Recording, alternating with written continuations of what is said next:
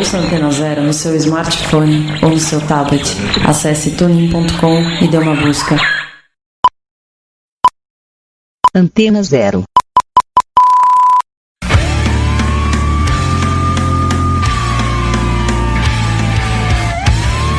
A Rádio Antena Zero apresenta Desobediência Sonora.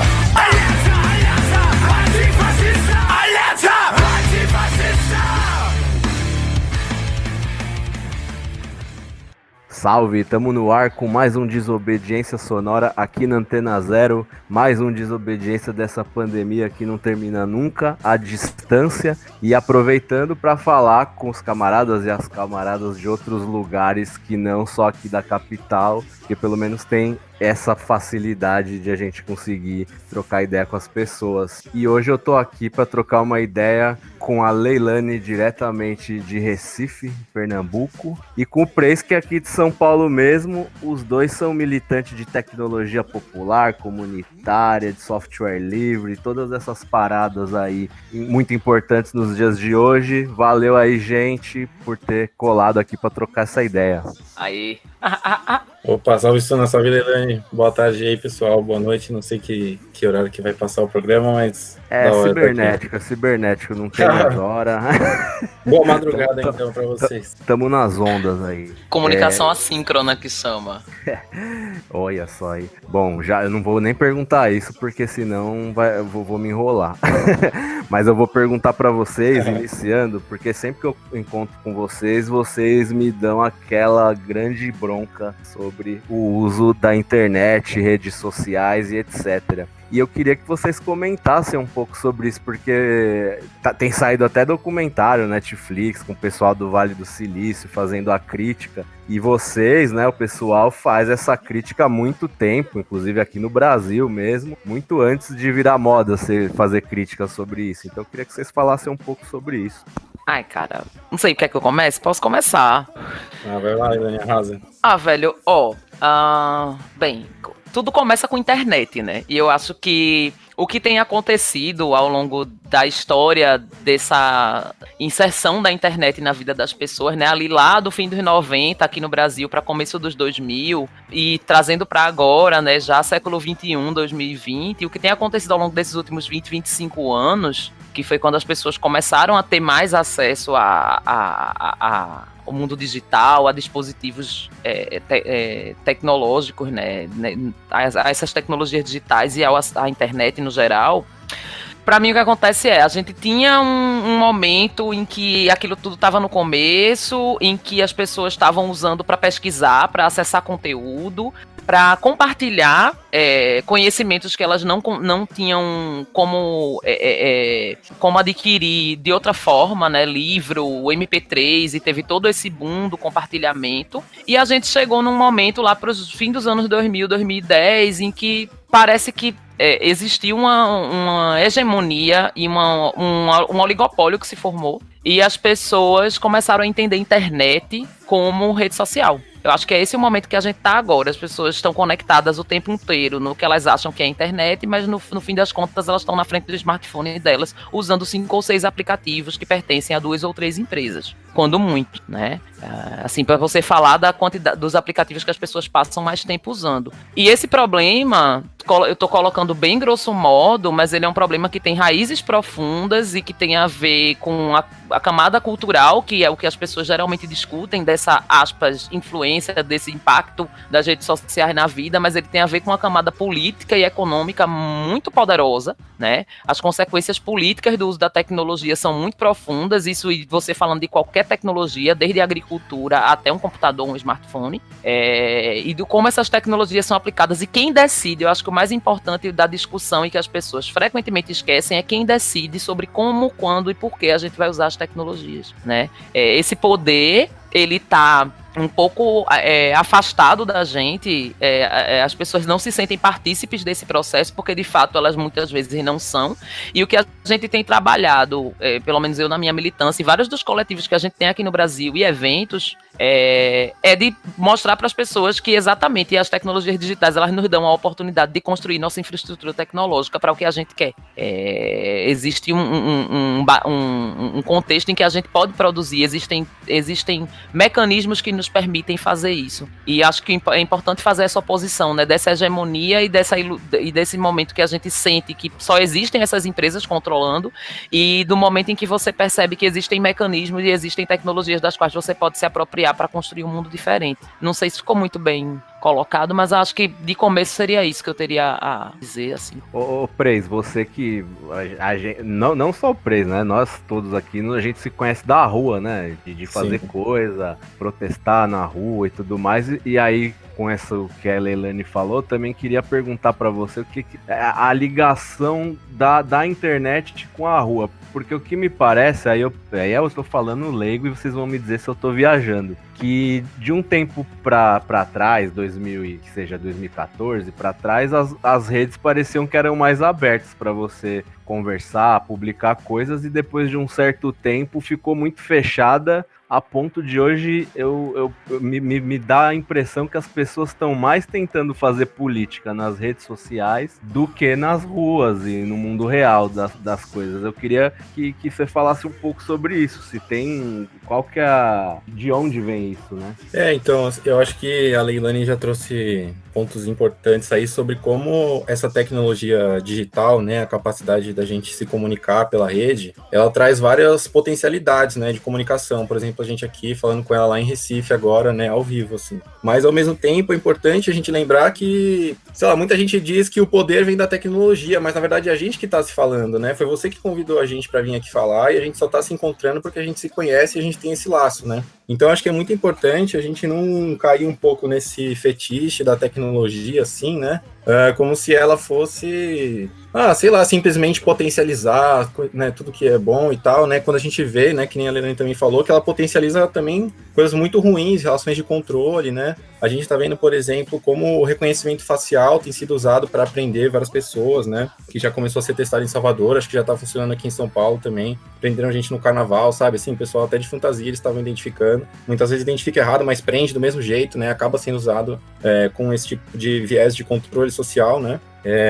Mas enfim, então eu acho que a gente tem que tomar cuidado, entende? Acho que é muito importante hoje em dia, né, que a gente está nesse mundo digital, a gente que vive aqui, né, na cidade grande, etc., entender como que essa coisa funciona, né, pra gente poder tirar, enfim, o proveito pra gente, mas tomar cuidado também com como isso é perigoso contra a gente, né? A gente tem que se proteger também contra os perigos desse poder digital que foi colocado, né?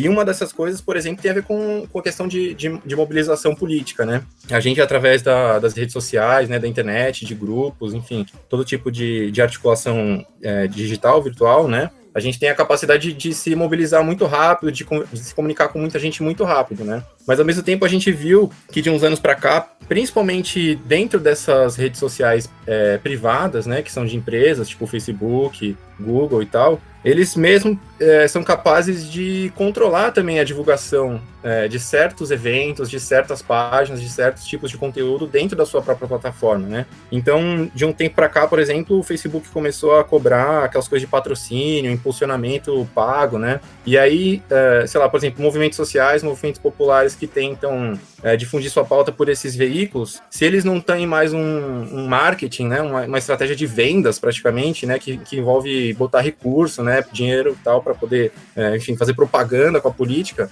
acaba não tendo o mesmo alcance que tinha antigamente, né. Isso é uma coisa também que já é bastante estudada, de como muitas dessas plataformas começam de forma mais aberta, mais gratuita, para atrair os usuários para essas redes, né, e depois eles começam a colocar várias dificuldades, a cobrar vários tipos de, enfim, de monetização e tal, que vão cerceando, né, enfim, a linguagem nesses meios, né, e a gente acaba ficando refém pelo fato de a gente ter se concentrado nessas redes, né. Então tem sempre uma primeira etapa que é de você trazer os usuários para lá. E aí depois ninguém mais consegue sair. Assim, não é bem assim, né?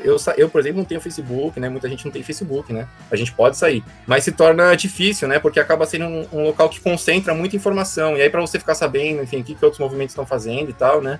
Enfim, se você não criar laços, né, reais com as pessoas e tal, você acaba dependendo desse tipo de plataforma que começa a manipular as coisas, né? Tem aquela pergunta, praticamente a do ovo e a galinha, né? As coisas elas estão acontecendo na rede social, a gente sabe sei lá, a extrema-direita e várias outras merdas estão lá dentro, fazendo política e disseminando muito, né, a ideologia deles. E aí aquela questão, né, como que a gente faz? A gente entra e disputa e se expõe para poder se viciar, né? Porque é um vício, basicamente.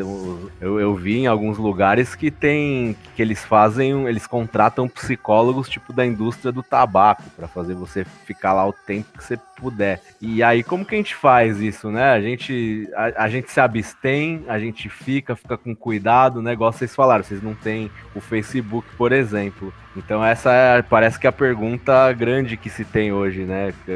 Pros movimentos, né? Ai, cara, vê. Eu tenho uma teoria que as pessoas podem achar muito radical, mas eu sempre digo, é impossível, sinceramente, para um movimento social disputar a atenção nessas redes no nível que se imagina que se quer, porque os movimentos sociais se pretendem massivos, né? Para você conseguir massificar alguma coisa nessas redes, existe uma pressuposição, na verdade, um pré-requisito, que é de investimento financeiro. Não é à toa que todos os influencers, todos não, mas assim, não é à toa que boa parte dos influencers brasileiros são do Sudeste. Existem influencers nordestinos, existem influencers do Norte, existem influencers do Sul, mas não é à toa que várias pessoas que são influencers famosos no Brasil inteiro são do Sudeste. Existe uma facilidade de acesso, uma infraestrutura melhor de internet nesses lugares e existe uma forma mais fácil de angariar patrocínio, entendeu? Exige muitas vezes milhares ou milhões de reais de investimento para você ter um alcance de milhões e milhões de seguidores. Não é todo mundo que consegue, exige muita estratégia e muito pensamento. Tem muitos profissionais habilitados e especializados em fazer isso, e você tem que estudar cada ferramenta com muito cuidado para desenhar uma estratégia. Então, assim, não é simplesmente um movimento social criar um Instagram e as pessoas que são seus contatos pessoais curtirem aquele Instagram, se conectarem, seguirem aquele Instagram e elas fazerem postagens que vai gerar o engajamento que a gente pretende, vai gerar algum engajamento, mas não o engajamento que a gente pretende. A gente não tem como, a gente não tem como disputar um espaço que é ideologicamente oposto ao que a gente acredita. É muito difícil, eu diria que é impossível ideologicamente, assim. Na prática, existem algumas brechas que acontecem, mas a gente tem que entender também que os sistemas de recomendação, que é o nome técnico para o que essas redes sociais desenvolvem, né? Eles são ajustados a cada dia, eles são ajustados a períodos curtíssimos de tempo, porque são máquinas inteligentes que pegam os dados que a gente compartilha todo minuto nessas redes, né? A gente não, porque eu não tenho, por exemplo, Instagram, por exemplo, mas que se compartilha a cada segundo nessas redes. Esses dados são lidos, esses dados são analisados a partir de centenas, às vezes, de parâmetros, 90, 100 parâmetros, né? 100 variáveis que são analisadas. Se cruza esses dados a partir de fórmulas estatísticas que também existem cientistas dedicados a desenvolver isso. E essa predição é que vai dizer qual é o conteúdo que vai aparecer na sua timeline, não na do seu amigo, na do seu amigo, de formas diferentes. Mesmo que vocês sigam uma rede de amigos semelhante, vão aparecer coisas diferentes a depender dos interesses, inclusive dos sites que você acessou enquanto você estava logado na rede social, porque eles também coletam dados em relação a isso. Então eu diria que para movimento social não é a melhor estratégia. A estratégia que é ideologicamente similar à nossa, porque você falou, o Preis falou de centralização, né? As pessoas estão centralizadas nessas redes. A estratégia para o movimento social é usar redes federadas, é usar redes que estão, de fato, de acordo com os princípios, por exemplo, de federalismo, de horizontalidade, porque quando você está falando de centralização, você está falando de uma elite tecnológica do Vale do Silício, de pouquíssimos funcionários que um Facebook da vida ou um Instagram da vida tem, que está decidindo a vida de bilhões de pessoas. Se isso não for pirâmide, se isso não for centralização de poder, eu não sei o que é. E quando a gente está falando de redes federadas de diversos coletivos que têm seus servidores e estão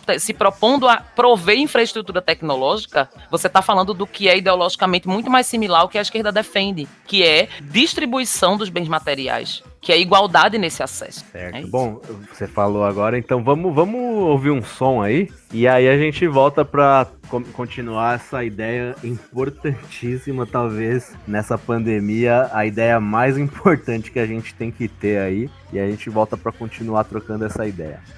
Creer, poder, volar, con alas de metal.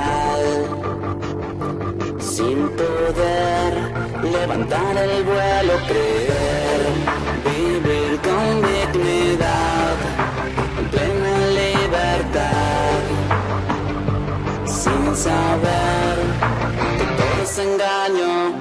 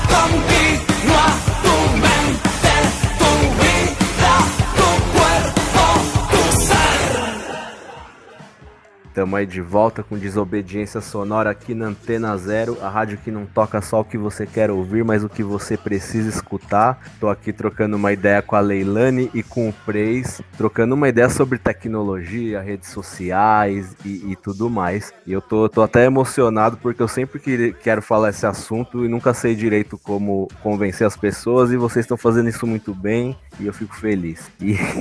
E agora a Leilane falou um pouco, né, sobre a questão de fazer política nas redes e tudo mais.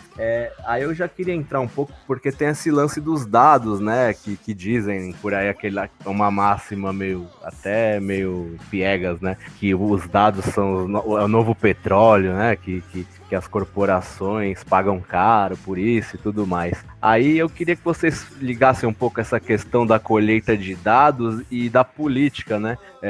Que a Leilane falou que a gente está num território totalmente inóspito pra gente. E eu acho que essa discussão é muito interessante porque tem mudado politicamente o mundo, né? Extrema-direita, coisas bizarras subindo aí, que muito, me parece, como um leigo, tem a ver com essa questão dos dados, né? Você pega um perfil X e você bombardeia esse perfil X com essa mensagem que vai fazer a pessoa ter uma paranoia e pensar daquela forma. Enfim, queria que vocês aprofundassem um pouco. Cara, eu acho que é muito importante, né, toda essa discussão sobre a manipulação dos dados, né, por exemplo, através de dados, você pode, por exemplo, fingir a existência de pessoas que não existem, né, você pode simular comportamentos humanos nas redes sociais, através de robôs, né, que vão criar um cenário, assim, ideológico e tal, que nem existe na realidade, né, como se a maioria das pessoas fossem reacionárias ou algum tipo de... ou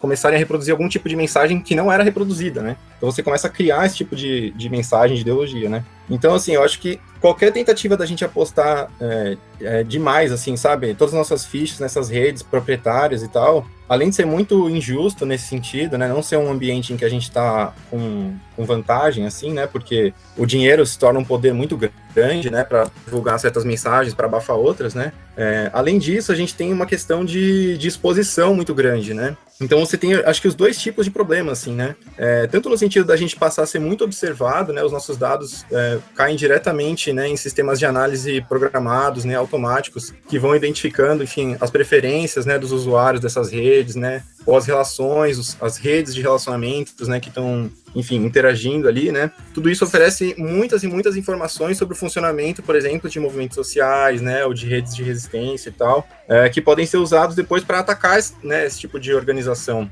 Então, enfim, acho que o quanto... eu gostei muito da última fala da Leilani, né? Eu acho que o máximo que a gente puder construir uma forma autônoma de usar essas redes, né? Em que a gente só, enfim, interaja a partir de programas que a gente tem uma certa confiança, ou a partir de plataformas que a gente mesmo construiu e tem uma certa confiança, né? É muito melhor, porque você evita um tanto desse tipo de manipulação, né? Puta, e tem uma coisa que eu acho também, assim, que lembrando ainda dessa coisa dessa coisa da centralização e do que tu acabou de falar, de a gente ter as nossas redes, né? Imagina que um movimento ou coletivo X seja perseguido se a comunicação dele é fundamentalmente feita a partir de uma rede social proprietária, que é como a gente tem que chamar, né, privada, e uma rede social que eles não têm contato, controle, por exemplo, um Facebook, um Instagram, um Twitter, essa conta pode ser deletada de um dia para o outro, ou bloqueada de um dia para o outro, e de repente todo mundo que tem referência naquele movimento não sabe mais onde pegar a informação. As pessoas esqueceram que existem blogs, que um movimento pode ter um blog, que é um pequeno jornal de registro das suas atividades. Você pode, inclusive, fazer postagem nessa rede a partir de um blog. Isso existe desde muito tempo. Isso não é uma coisa que eu estou falando agora, uma ideia irrealizável. Até muito simples de fazer. Mas você fiar todas as suas comunicações em redes que você não tem controle é muito bizarro, porque no momento que você precisa ter controle das suas comunicações, você não tem. E os movimentos sociais estão batalhando para isso desde que se fala de Globo golpista, Globo, fora Rede Globo. Desde os anos 90 se fala fora Rede Globo. Então, assim, a gente falava fora Rede Globo para dizer, não vamos esperar que todas as notícias e comunicações nossas precisam vir da Globo. A gente não precisa sair na Globo, a gente tem que fazer nossa própria mídia. E isso se aplica a essas ferramentas, a essas plataformas que estão sendo hegemônicas agora. A gente precisa fazer as nossas próprias. Elas já existem, inclusive, a gente precisa usar e fazer com que outras pessoas usem, sabe? Não, desculpa, pode continuar. Eu ia falar... Nada, fala aí. Não, eu ia perguntar se vocês têm a impressão, porque eu lembro que uns 10 anos atrás, vamos dizer assim, era muito forte nessa questão de criticar a mídia, né? Globo, corporações, mídia independente, rádio livre. Vocês têm a impressão que isso deu uma caída ultimamente e o porquê disso? Por que a gente ficou tão acomodado nessa questão a ponto de a gente praticamente nem falar mais da televisão e rádios livres, enfim? Cara, tu quer falar primeiro pra isso? Nossa, amiga, acho que você vai mandar melhor nessa, né? Que você tem mais a parte de comunicação, né? Eu não sei, eu tô pensando aqui, mas eu não sei muito bem como responder, não. Cara, é porque tem vários fatores, não é um fator só, né? Você teve um fator que foi parte do movimento existe um fator interno do movimento de mídia livre, no geral, assim, vamos colocar nesse escopo maior, nesse guarda-chuva maior. No momento do governo Lula, existia uma parte da galera que contribuía com essas iniciativas, que migrou para o governo, né, foi trabalhar nos pontos de cultura, né, que foi uma estratégia que o governo espraiou pelo Brasil inteiro. Você teve isso, né, o movimento software livre em si, muito orbitou em torno da estratégia petista, né, de país. Isso foi uma coisa lá dos anos 2000. Assim, uma outra coisa é que a gente perdeu no sentido de a nossa estratégia, por exemplo, a estratégia do CMI era poste aqui sua notícia, odeie a mídia, seja a mídia, ou seja, a gente oferece a estrutura para você, enquanto movimento, postar sua notícia. Mas a partir do momento que se popularizaram ferramentas de postagem instantânea, que era isso que o CMI, na época o software que se usava era o Mi, oferecia, e essas empresas com uma injeção de capital muito grande, podendo oferecer serviços melhor mantidos, não é que eram serviços melhores, mas eram serviços que respondiam às demandas do usuário mais rapidamente,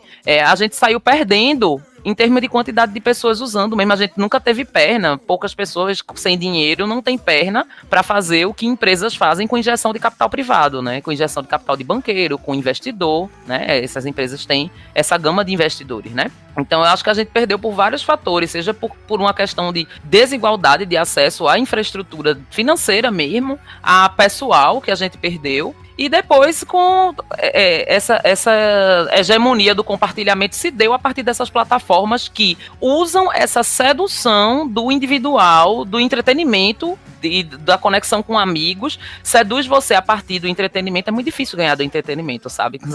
Né? O que é mais interessante? Vídeos fofos de gatinhos ou um texto duro sobre ideologia, né? Enfim, então essa camada de sedução do entretenimento, junto com injeção de dinheiro, junto com a gente ter perdido o pessoal e essa discussão ter ficado um pouco perdida em um determinado político do Brasil, especificamente, dentro do governo, né? As comunidades foram se desarticulando e a gente chegou nesse momento em que as comunidades ainda existem, mas a gente é menor do que já foi antes, vem crescendo novamente nos anos para cá, mas a parte privada da coisa ficou muito maior, inclusive porque aí o que é que acontece de 2014 para cá? Popularização dos smartphones. Então todo mundo tem um computador pequeno nas suas mãos e todo mundo está usando aplicativos, esses aplicativos. Então foram vários fatores, não é um só, é realmente uma questão complicada, né? E, enfim, eu lembrei de uma coisa para falar, mas para não falar muito, né, sobre a questão do dado é o novo petróleo. É porque essa economia de dados é uma economia que gera muito dinheiro, porque a coleta de dados que possibilita o desenvolvimento de inteligência artificial, ou seja, de máquinas inteligentes que fazem esse cálculo estatístico para gerar sugestões de publicidade e sugestões de acesso para que você se mantenha mais tempo nessas redes, gerando mais dados e assim realimentando o ciclo, isso dá muito dinheiro, porque é uma forma de você ter a visão do comportamento das pessoas em relação a produtos e em relação à própria política, em relação à própria sociedade. Então você consegue prever o comportamento de grandes grupos humanos de uma forma como nunca se conseguiu antes. Isso é de interesse desde tipo predição de pandemia e epidemia, como já era um uso que se fazia do Google Health antigamente, antes da pandemia atual, até a questão de disputa de eleições, por exemplo, que é o que se vive falando hoje em dia. Mas essas são consequências de um problema, que é como essa tecnologia ela é gestada e como ela é introduzida na sociedade. Então, por isso que dá tanto dinheiro, porque é uma forma de você prever comportamentos e interesses. E nunca se pôde fazer isso tão individualizadamente, tão direcionadamente. Então, eu fiquei pensando, né, nessa resposta da Leilani, principalmente na primeira parte que ela falou, né, sobre como tinha... Enfim, por exemplo, a revolta do Buzu em 2003, né, em Salvador, que foi uma inspiração para o surgimento nacional, né, do movimento Passe Livre, que luta pela tarifa zero, tudo, né. A divulgação da revolta do Buzu, por exemplo, se deu principalmente pelo CMI, né, naquela época. Acho que vocês talvez até possam falar isso melhor do que eu, mas eu tenho a impressão de que essas redes sociais proprietárias, né, de empresas, tal, grandes empresas, grandes corporações, na verdade, né, as maiores empresas do mundo, praticamente, elas surgiram de alguma forma copiando, na verdade, as iniciativas da mídia livre, né? Quer dizer, quem de alguma forma inventou a internet 2.0, essa coisa da gente conversar mesmo, né? Eu falo, você responde, eu devolvo e tal. Essa forma mais interativa de internet, se eu não me engano, foi feito pela esquerda, na verdade, né? E é justamente quando essas empresas vêm com toda essa técnica que a Leilani descreveu agora, que, na verdade, essas empresas meio que roubaram essa tecnologia, sabe? Assim, tipo, se aproveitaram disso para fazer capital, enfim, para fazer controle ideológico, né, da população e tal. Eu acho que, inclusive, é interessante você olhar, por exemplo, como as empresas de telecomunicações estão envolvidas com isso, né? A Leilani falou da expansão dos smartphones e tal, a partir de 2014. Muitos desses planos de empresas de telefonia e tal, eles já dão créditos para você usar especificamente a internet nesses aplicativos proprietários, né? Então, por exemplo, às vezes o Zap é de graça. Então, como que a pessoa que tem um smartphone e tal, e tem um uso restrito da internet, de dados, né, baixo acesso a dados, vai ficar entrando em plataformas alternativas, se as próprias empresas já direcionam ela para usar Facebook, para usar WhatsApp, né, que é do Facebook também, enfim. Então eu acho que teve um grande trabalho para capturar toda essa energia digital de interações e tal, né? Legal, gente. Bom, vamos ouvir aí mais um som, então, e aí vamos pro intervalo pra gente voltar a continuar trocando essa ideia aí, e mais uma vez vou dizer, é muito importante pra gente voltar a falar mais sobre isso. Não que não esteja falando, porque tem gente aí resistindo há anos bravamente fazendo esse trampo aí, mas precisa aumentar, né? Então vamos lá, a gente já volta.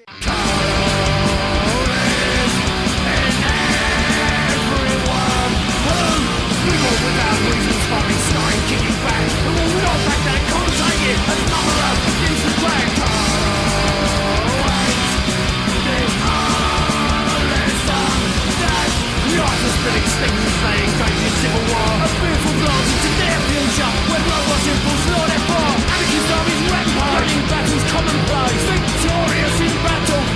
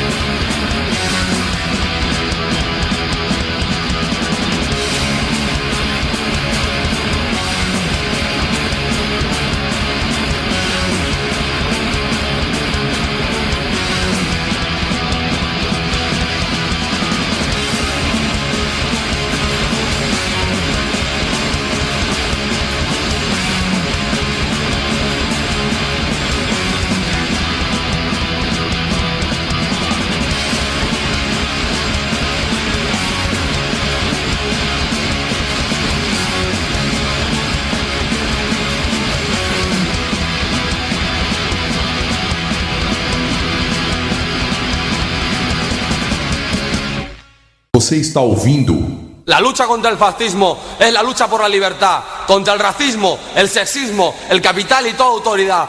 Desobediência Sonora.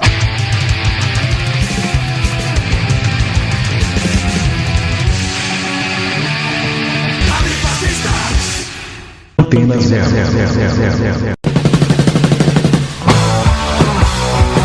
A gente concorda que você não deve deixar o rock sair de você. Mas a gente acha que é preciso deixar o rock entrar também. Não basta apenas ouvir sempre as mesmas músicas daquelas mesmas bandas. É por isso que aqui a gente tem muito mais que 89 músicas na nossa programação. Aqui a gente toca rock de A a Z, porque nós somos uma rádio livre. Antena Zero, a rádio que não toca só o que você quer ouvir, mas o que você precisa escutar.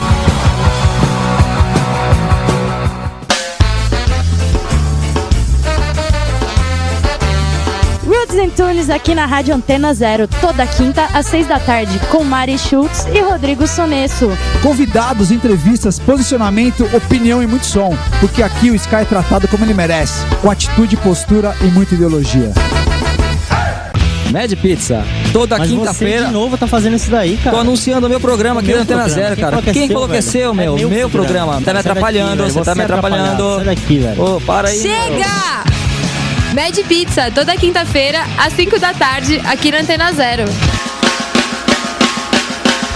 Pô, ela esqueceu de falar meu nome, meu. Não é pra falar, eu vou falar só o meu nome. Não, o programa é meu, cara, tem que falar o meu nome. Rapaz, sai fora daqui. Apresentado por Mad Christian. Por Henrique Pizza. Mad Christian e Henrique Pizza. Meu nome veio primeiro, cara. Não é você tá aqui, velho. Não é nem você, cara, o programa é meu. Seu caramba, sai daqui. Comentários esdrúxulos. Piadas de mau gosto. Impropérios contra tudo e contra todos. Tudo isso regado ao mais clássico punk rock e ao mais fino hardcore. Programa de Mortal, toda quinta-feira, às 9 da noite, aqui na Antena Zero. Sabemos que no vamos a heredar nada más que ruinas, pero a nosotros no nos dan miedo las ruinas, porque llevamos un mundo nuevo en nuestros corazones. Rádio Raio. Estímulos e urgências sonoras. Músicas, conversas, recortes de texto, filmes e vida. Sobre temas que impulsionam e inspiram a agir no agora. Todo domingo, às 9 da noite, com Rashi Pash e Vanessa Nicolave, aqui na Antena Zero.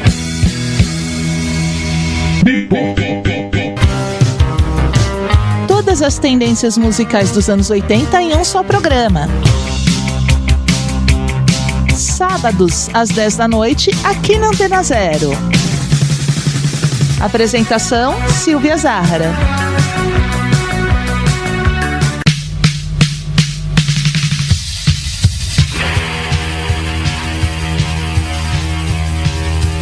Antena Zero, expressando liberdade com conteúdo de qualidade.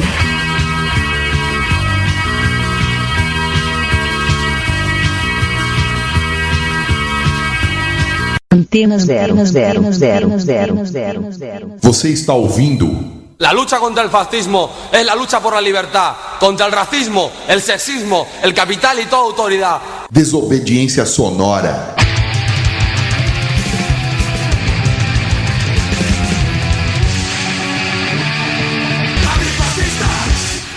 Estamos aí de volta com Desobediência Sonora aqui na Antena Zero. Hoje estou trocando uma ideia aqui com a Leilane e com o Preis sobre tecnologia, redes sociais, infraestrutura, todas essas questões aí bem dos nossos dias.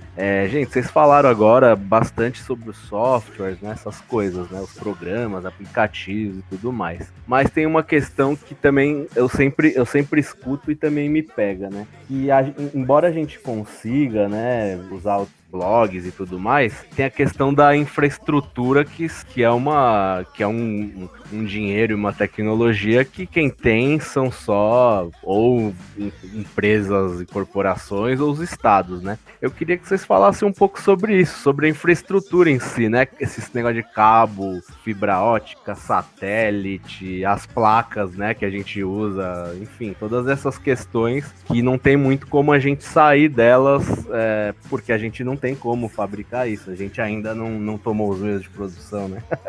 Mas enfim, o que vocês acham sobre isso? Boa. Não, eu pegar o gancho disso que a gente tava comentando antes do WhatsApp não ser cobrado, né? Isso é uma prática de mercado que se chama zero rating, né? Zero rating. Você não cobra a franquia de dados para uso de certas aplicações. E existe um debate, inclusive processos jurídicos, né, sobre se isso é uma prática de reserva de mercado ou não. E as empresas dizem que não. Inclusive dizem que não existe nenhum incentivo financeiro por parte das grandes empresas como Facebook e Google para haver essa política. Mas o fato, para existir essa prática de mercado, mas o fato é que todas as operadoras que a gente for ver, que fazem telefonia no Brasil, elas permitem que em seus planos mais baratos as pessoas não paguem por certos aplicativos, e por certos aplicativos eu estou especificamente falando de WhatsApp, Facebook Messenger, Facebook e até alguns Telegram, alguns Spotify, YouTube. Então, a depender do plano, mas o WhatsApp é uma unanimidade, né? Então não é à toa que as pessoas, porque existe uma máxima que dizem, não, eu uso porque é melhor. Na verdade você usa porque você tá mais acostumado ou porque você não tem que pagar financeiramente por isso. Você paga com os dados, na verdade quando você compartilha coisas, eles estão analisando e a partir disso ganhando lá o dinheiro deles, que nem se compara com o dinheiro que você ganha no seu empreguinho de 8 horas por dia. Então existe um estímulo que vai para além da própria lógica do software, ou seja, do próprio, esse software é mais bonitinho, isso aqui esse mensageiro é mais bonitinho. Então não é porque o Signal é pior que o WhatsApp que as pessoas usam mais o WhatsApp. O Signal, ele se propõe a outras coisas, é uma ferramenta moldada para a segurança, por exemplo. O Signal é um mensageiro análogo ao WhatsApp que a gente indica o uso. Então, o que acontece é que existe um controle de empresas grandes sobre esses mecanismos de mercado também, e isso interfere diretamente em que ferramentas as pessoas usam, né? Se você fala muito e possibilita que as pessoas usem sem custo financeiro, elas vão preferir aquela ferramenta porque, em tese, serve para o mesmo uso que ela queria, que é se comunicar, que é mandar uma mensagem, mandar um áudio. Então, e assim, é importante também a gente ter consciência de que essas empresas, elas colaboram com o governo, com espionagem, né? Isso daí já foi comprovado, já tem provas disso, né? Que foram reveladas por aquele cara que era espião americano chamado Snowden, né? Não sei se o pessoal já ouviu falar do Snowden, né? Que era um espião americano que, enfim, ele virou a casaca ali, saiu do negócio e mostrou que o governo americano estava espionando a população mundial através da internet, né? Então você tem, por exemplo, um programa que ele revelou que chama PRISM, né? PRISM, que mostrou como que as 5, se não me engano, lá, entre 5 e 10 maiores corporações de internet, né? Dessas redes sociais e tal, Google, Facebook, Apple, Microsoft, entre outras, né, que enfim, que são donas de todas as maiores plataformas, né, de interação na rede que existem hoje, né, todas elas entregam os dados, né, voluntariamente para o governo, enfim, tem acordos com o governo, né, e produzem, enfim, bilhões e bilhões e bilhões de dados, né, todos os dias. Mas eu acho que uma outra coisa que é importante também a gente discutir, né, que nem o Suna tinha puxado esse assunto, é que não é só através dessas empresas de rede social, de software e tal, que eles estão pegando as nossas informações, né? É importante a gente lembrar, por exemplo, que a internet foi criada pelo exército americano, né? Não é teoria da conspiração isso, né? A internet foi criada, enfim, lá no século passado, no final do século passado, para poder justamente facilitar as comunicações do exército americano através do planeta, né? Usando satélites, usando esses cabos de fibra ótica e tal, né?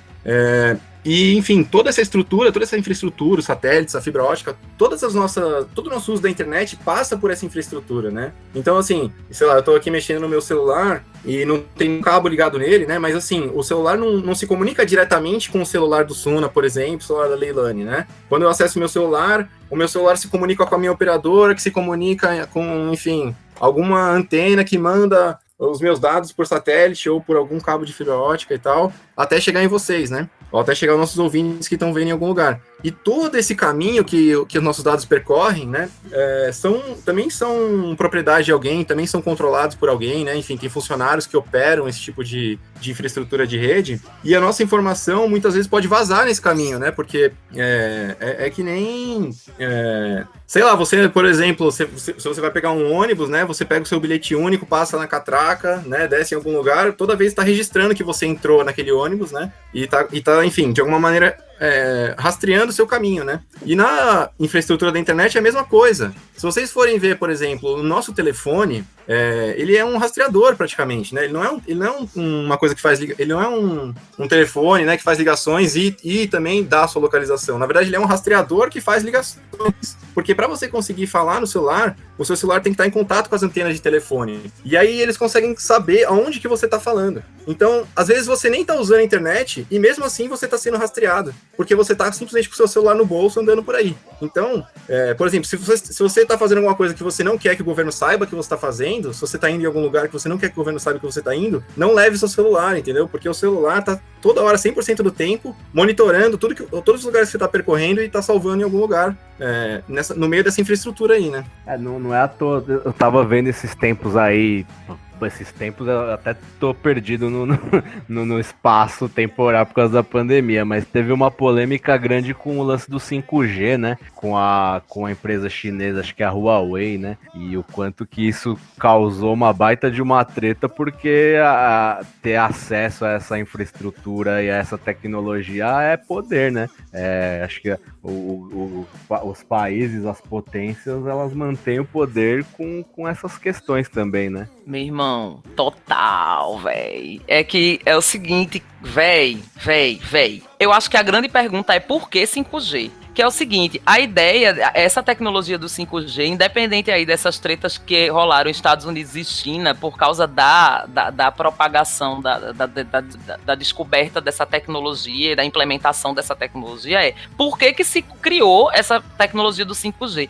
Em suma, né, em resumo, o 5G possibilita mais dispositivos conectados por quilômetro quadrado. A gente está vivendo um momento em que as pessoas têm computador, smartphone, não vamos esquecer de TV conectada, aspirador de pó conectado, geladeira conectada. A ideia é criar cidades conectadas. Então você precisa garantir que uma rede de comunicação, que é essa rede que o Prey estava falando, vai conseguir suportar essa quantidade de dispositivos conectados, que ainda não é uma realidade, por exemplo, em países como o Brasil, e na maioria dos países não é realidade, que toda a população tenha vários dispositivos conectados, mas você tem pelo menos alguns. Está se projetando uma infraestrutura para abarcar a realidade que eles querem implementar para a nossa vida para daqui a 20, 30 anos, 40 anos. Mas como essa infraestrutura é muito cara e difícil de implementar, já se estuda e já se começa a implementar a partir de agora. Então, a ideia, a grande pergunta é por que 5G? Não é se 5G é da China, 5G é dos Estados Unidos, 5G vai foder a gente, porque vem para de fato soterrar qualquer modo de vida que não seja o modo de vida de todo mundo conectado à internet o tempo todo, vulgo paranoia delirante, né? Que é o que estão querendo colocar pra gente. Então, aí vem a oposição não, mas assim, a consideração dessas duas esferas, né? Software e hardware. Uma coisa são essas redes sociais de conexão instantânea, que você tá lá postando o tempo todo e recebendo informação o tempo todo, e a outra coisa é a infraestrutura física, digo física mesmo, porque tem a ver com cabo, tem a ver com placa-mãe, placa de silício, né? A infraestrutura física que suporta isso, porque basicamente é o quê? Pegando isso que o Prey falou, vamos imaginar que a gente está olhando para um mapa. Quando você olha para um mapa do Brasil, por exemplo, você vai ver rede hidrográfica, rede de estrada, dependendo do mapa que você está olhando. A internet, ela é mais a infraestrutura que possibilita a internet acontecer, ela é mais ou menos isso. Você consegue ver ela num mapa de cabos que conectam continentes. E por que a maior parte do conteúdo que a gente compartilha passa pelos Estados Unidos? Porque vários cabos passam pelos Estados Unidos e o caminho mais fácil é passar por eles para daí para a Europa, passar por eles, isso saindo daqui, né? E aí, a grande trolha do rolê é, agora Google, Facebook estão adquirindo seus próprios cabos. E isso gera um outro problema, que é eles conseguirem controlar, inclusive, a ordem que os pacotinhos de dados, que é, imagina uma fila de pacotes, né, viajando numa estrada, como se fosse uma fila de carros. Eles vão conseguir ter esse controle, eles vão conseguir ser o pedágio do rolê, entendeu? Como já são cerca de 6 ou 7 empresas de telecomunicação que controlam os dados, os cabos de fibra óptica no mundo, e os satélites. Então, para você ver que o problema, ele envolve tanto a parte física quanto a parte de software. Não é simplesmente o que a gente usa ali no aplicativozinho. É do porquê que está se colocando essa lógica de comunicação pra gente. É fuder realmente certos modos de vida, é obrigar as pessoas a se conectarem, né? Inclusive é ideológico que no campo não se tenha tanto acesso à internet como na cidade, mas enfim, várias discussões. com esse cenário distópico um pouco, vamos ouvir mais um som aí, e aí a gente volta para continuar a finalizar essa conversa aí sobre tecnologia.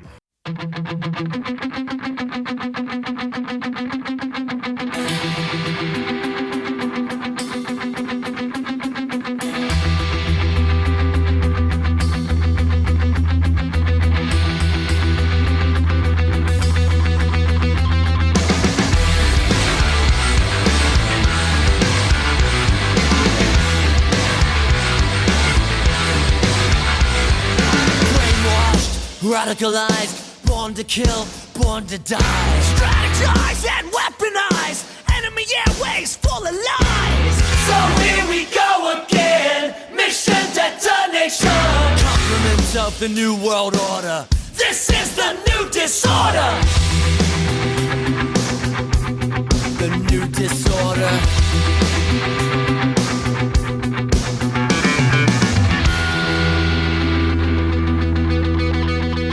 Digital blackout! Digital blackout! Yeah! Digital blackout! Targeted, terrorized, sanctified and sanitized. Whitewashed, politicized. For war we live, for peace we die. So here we go again. Mission detonation. Compliments of the new world order. This is the new disorder. Digital slavery. Digital soldier. Digital enemy. Over and over. Digital tragedy. Digital closure. Over and over. Over and over. Blackout. Digital blackout. Yeah. Digital blackout. Digital slavery. Digital soldier. Digital enemy. Over and over. Digital tragedy. Digital closure. Over and over. Over and over. Digital weaponry. Digital cold war. Digital casualty. Over and over. Digital strategy. Digital torture. Over and over. Over and over. Blackout. Compliments of the new world order. This is the new disorder. Compliments of the new world order. This is the new disorder.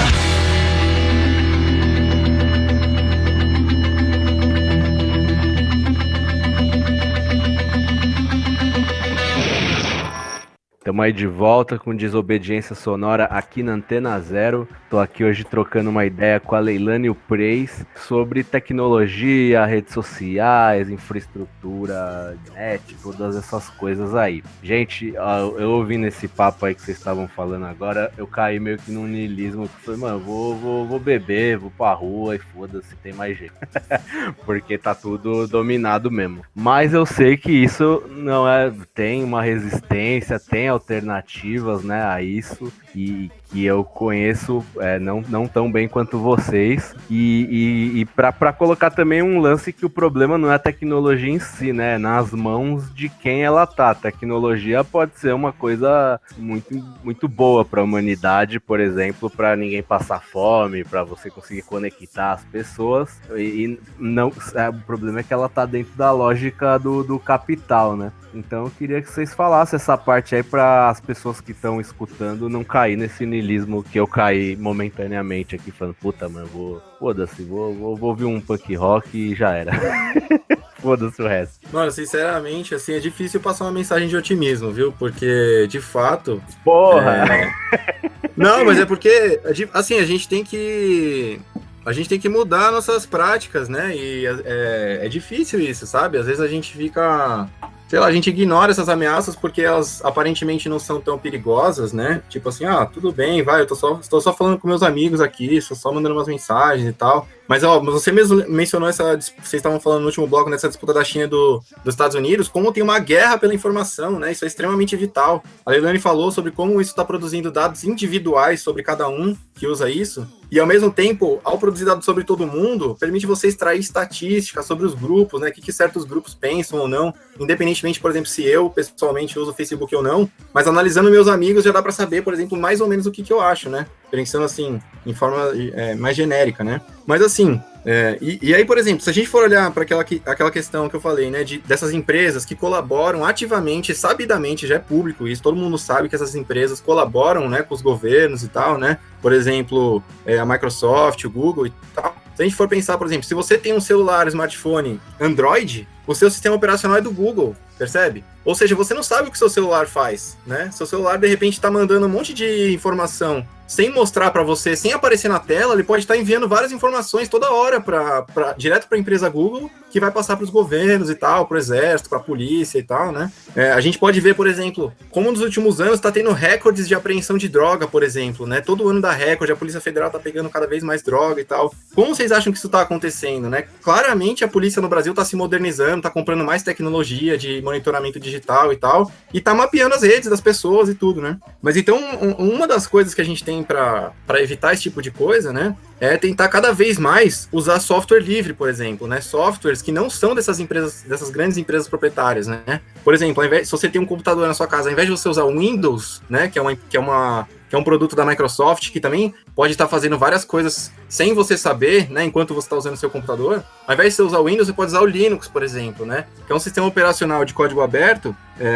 E o que significa isso, né, software livre, código aberto, né? Acho que a Leilani também pode explicar melhor isso, mas assim, basicamente tem a ver com você poder conhecer o funcionamento daquele código, né? Ou seja, o seu sistema operacional, você sabe como que ele funciona? Se você não puder ver como que ele foi escrito, como que foi feito o código daquele programa, você não tem como saber o que ele faz. Então é por isso que a gente precisa de programas que sejam de código aberto, ou seja, o código dele é público, você pode pegar, verificar, né? Enfim, se você for uma pessoa da área de programação e tal, você pode verificar. E hoje em dia tem muitos grupos, né, de programadores e tal, que trabalham colaborativamente, né, inclusive, né, na internet e tal, construindo softwares que são públicos, que são abertos para que a gente possa usar, sabendo o que eles fazem, sabendo que eles não estão roubando nossa informação, né, e fazendo coisas escondidas da gente, né. Eu vou passar a palavra, porque acho que a Leilani manja muito mais disso, né, mas isso é uma das coisas, por exemplo, né, tem outras também que ela pode falar, né. Ai, bicho, olha o biscoito. Não joga biscoito pra ti, entendeu?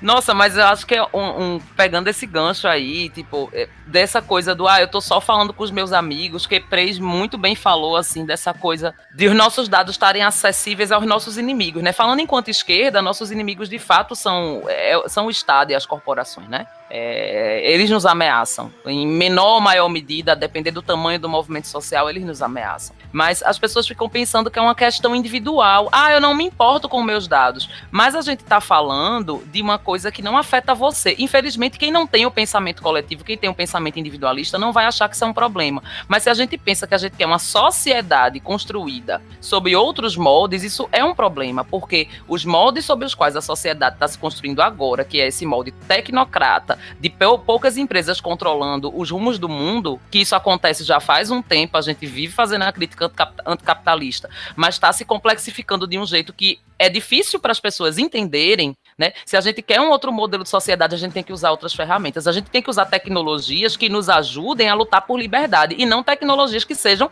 por design, por padrão, por construção delas, autoritárias, né? E aí, nesse sentido, falando dos softwares livres, que, como o Preis falou, né, nos dão essa possibilidade de estudar, compartilhar, modificar, né, sem estar cometendo nenhum crime, certo?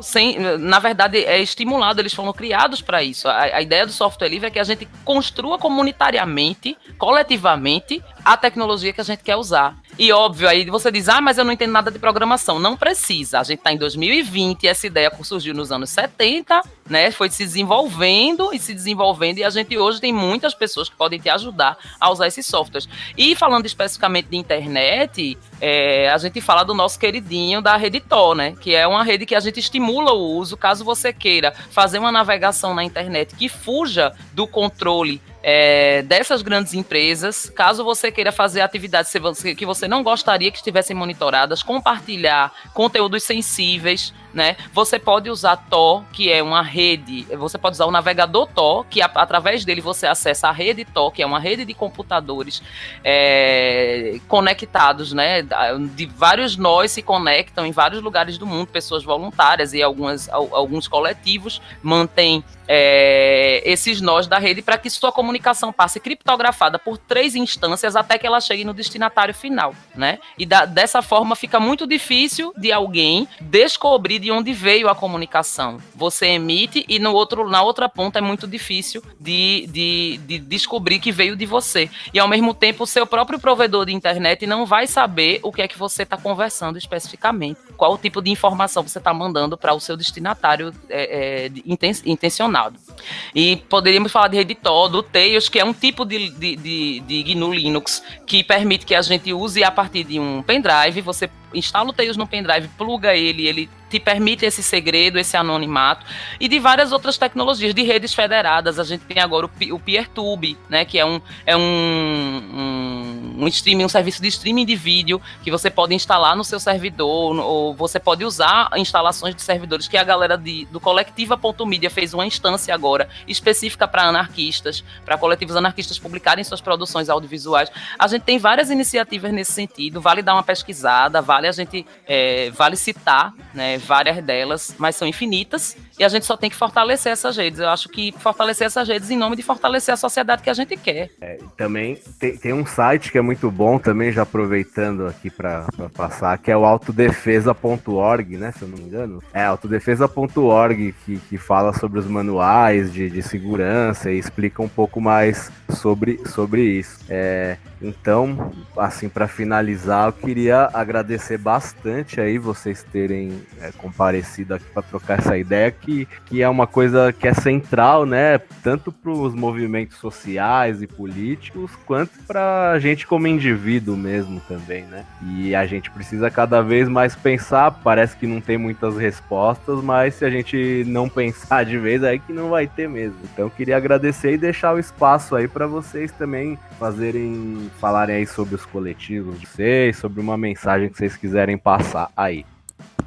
3. Opa, acho que deu um probleminha na conexão, né? De repente corta essa parte depois, né? Mas assim, eu acho que é muito importante você procurar pessoas que já estão envolvidas com essas coisas, né? Tem muita gente que está enfim, se oferecendo para divulgar essas tecnologias, né, que permitam a gente falar livremente, sem outras pessoas ouvindo, né, porque, enfim, isso é um problema coletivo, né, não é um problema individual. Não adianta nada eu estar aqui cheio de criptografia, anonimato, não sei o que lá, se não tem ninguém usando isso para conversar também, né. Então tem muitos coletivos já que existem e fazem esse trabalho de divulgação dessas ferramentas, ensinam as pessoas a usar, ajudam a instalar e tal, né. Eu queria, por exemplo, incentivar o pessoal a acessar o site da CryptoRave, né, que é uma organização que faz um evento bem grande aqui em São Paulo, é um dos maiores eventos, se não me engano, do mundo, né, de software livre, criptografia, anonimato, né, segurança digital, segurança da informação, que procure esses espaços, né, que o pessoal com certeza vai te ajudar, se você estiver perdido, se você estiver com dificuldade, se estiver com medo de estar sendo grampeado e tal,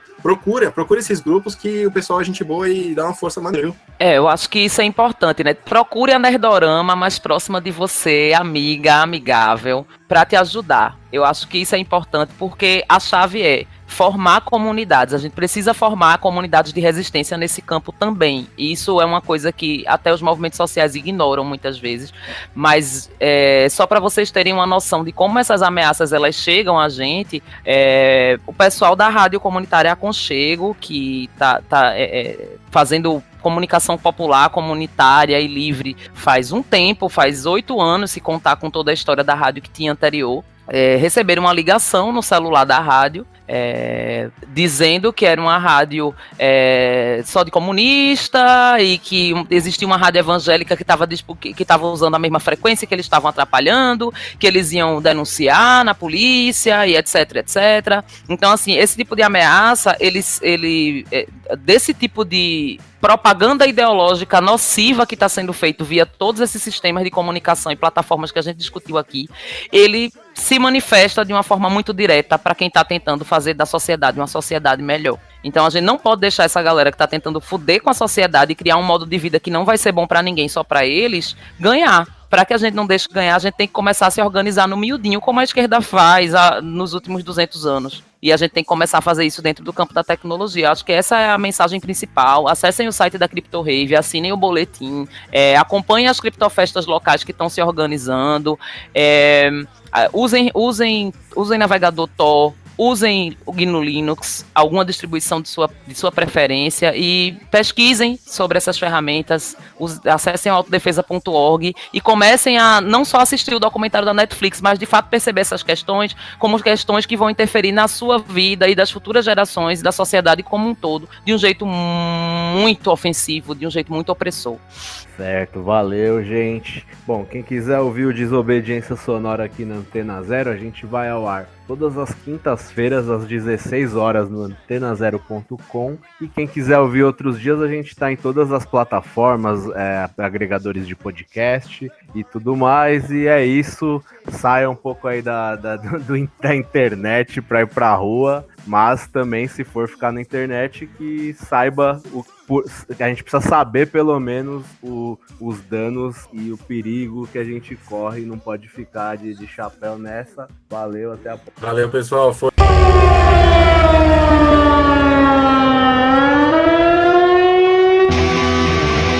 Você ouviu pela Antena Zero Desobediência Sonora, produzido e apresentado por Felipe Suna e Fernando Konesuki.